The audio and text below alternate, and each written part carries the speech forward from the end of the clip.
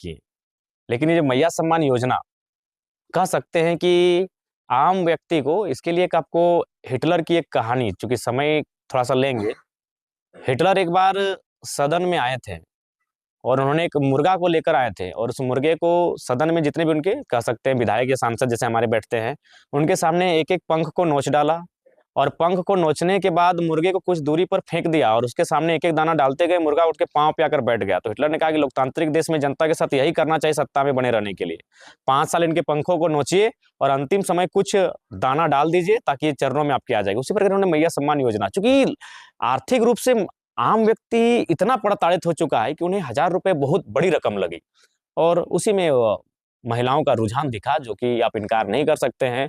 हर जगह जयराम महतो भाषण देने के लिए नहीं ना पहुँचा था। अगर हम हर जगह पहुँचते तो शायद मैया योजना की काट भी हो जाती। हम डुमरी में थे, हमने डुमरी में काट कर दिया। बाकी जहाँ-जहाँ हम भाषण देने के लिए पहुँचे, मैंने उनके जो ये योजना जो क्षणभंगुर की योजना थी और अर्थव्यवस्था को ले डूबने की जो योजना है, इसका मैंने काट किया। लेकिन बाकी जो हमारे प्रत्याशी रहे वो, या फिर बाकी जो विपक्ष के भी प्रत्याशी रहे, वो काट नहीं कर पाए। तो यही कारण रहा और उसके बाद कहीं न कहीं आज जो राज्य में एक समीकरण है कि देखिए, चुनाव अब मुद्दों पे नहीं होता है। कोई भी चुनाव, नेशनल का चुनाव रहे या स्टेट लेवल चुनाव है। अब एक चुनाव का मुद्दा होता है कि जो एनडीए है, एनडीए की ओपोनेंट एक जोरदार विचार आइडियोलॉजी है। एक एनडीए की आइडियोलॉजी है और एनडीए के जस्ट एक अपोजिट आइडियोलॉजी है। उसी के आधार पे ये चुनाव होता है। तो लिहाजा एक समीकरण है झारखंड में। एनडीए के ओपोनेंट में एक समीकरण है जो बहुत बड़ा माने वोट बैंक है।